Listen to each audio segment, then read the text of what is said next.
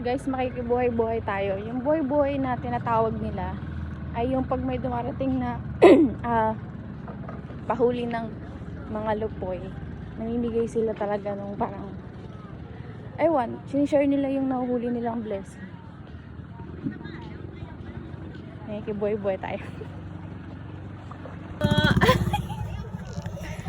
Oh my God, kadami! Tama na to, te. Yun ang pag-ini. Ilang ba niya rin huli niyo? 5? Ha? 4 ang kalahati? Kanina. Tingnan nyo guys, bigay nila. Mapambuhay-buhay na yan. Ay, hindi madami.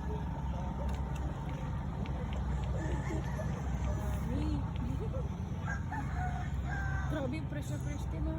Sila yung nakita ko doon kanina. Kadami nila. Saan? Nakailaw doon, no? Oo. Pila-pila? Oo. Diyan lang Pero si Pera. napalate yun, no? Pag nagka, ano yun? Magdating yan. Bibigyan pa kayo nun. O, yun na ga. Lagyan mo tubig, ha? Bakit tama na? Malunda na. Sabi mo, pakilala ka kasi taga-sablayan ka. Bibigyan mo siya. O, di uwi kayo mamaya, di ba? Kala namin doon. Akin sana kami doon. Magamit pa kaya natin yan sa sunod na taon, eh? Ano? Yan, hindi na, no? Ito? Mabubulok din yan, no? Bulok na yan.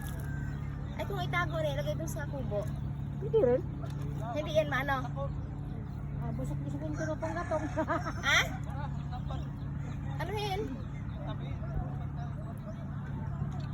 Ay, ano? Ayaw mo magbilad?